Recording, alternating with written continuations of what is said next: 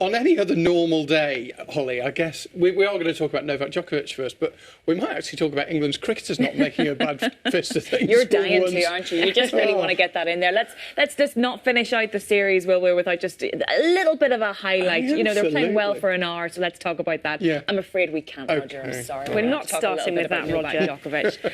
Look, it is just the most bizarre story, isn't it? You've been talking about it this morning as well, outside of sport, and it's just dominated the news agenda. And we're in this really bizarre position now, you know, where the order of play itself for this first Grand Slam of the season was delayed because of this decision. We're in a position now where he's supposed to be playing tomorrow, and we don't know whether he's going to be deported or not. I mean, it is bizarre.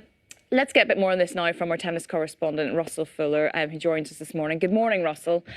Here we are again. I don't think either of us felt that we'd still be here talking about this at this point.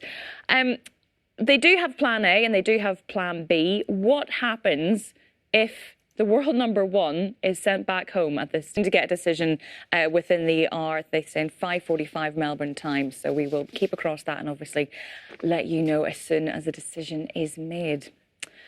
OK, Roger, you'll be happy to know we are going to talk about the Ashes. England's bowlers have massively impressed today, particularly Mark Wood, although Australia's lead of 256 will be difficult to chase. Now, Wood took the...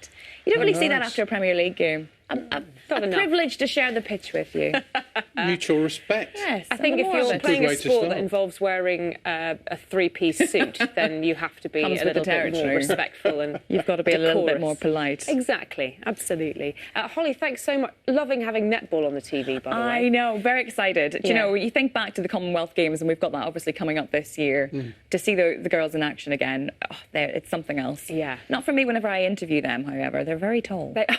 You need one of those mics with the big long stick. I remember after the Commonwealth Games having to interview them, and honestly, it was a case of I had to stand on a box. It was one of these situations. Not built for netball, Holly. No, definitely not. Built for I tried. Yeah. We're expecting a Novak Djokovic decision just before 7 o'clock in the next